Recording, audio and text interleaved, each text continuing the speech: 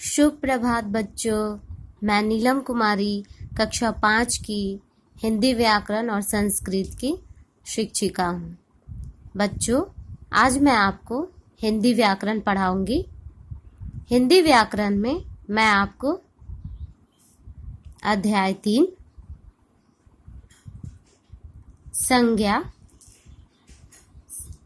संज्ञा में संज्ञा किसे कहते हैं और संज्ञा के 3 भेद पढ़ा चुकी हूँ।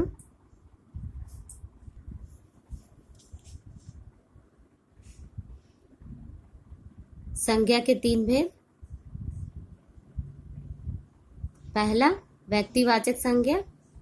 किसी प्राणी, वस्तु या स्थान का बोध कराने वाले शब्द व्यक्तिवाचक संज्ञा कहलाते हैं, जैसे विवेकानंद, व्याकरण भारती, केरल। जातिवाचक संज्ञा। किसी प्राणी, वस्तु या स्थान की पूरी जाति के नाम का बोध कराने वाले शब्द जातिवाचक संज्ञा कहलाते हैं, जैसे विद्यार्थी, पुस्तक, जानवर। भाववाचक संज्ञा। किसी प्राणी या वस्तु के गुण, दोष, स्वभाव का बोध कराने वाले शब्द भाववाचक संज्ञा कहलाते हैं, जैसे ईमानदारी, विनम्रता, मित्रता। बच्चों, संज्ञा के 2 भेद और माने जाते हैं, द्रव्यवाचक संज्ञा और समूहवाचक संज्ञा। तो आज हम लोग पढ़ेंगे द्रव्यवाचक संज्ञा। आइए देखते हैं।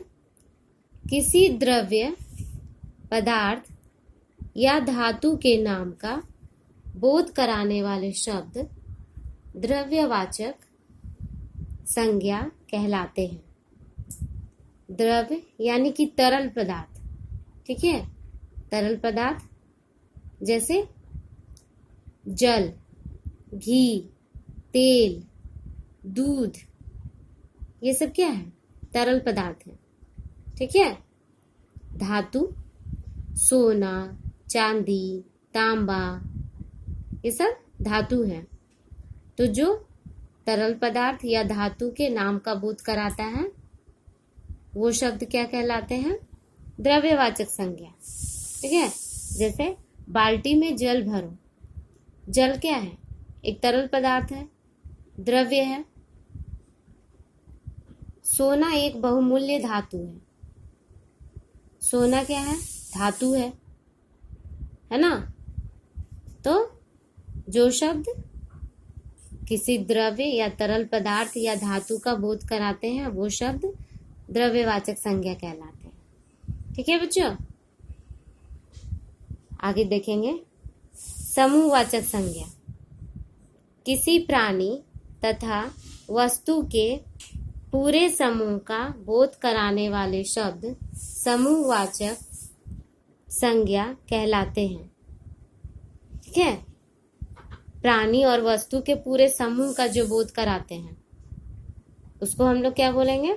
समूहवाचक संज्ञा।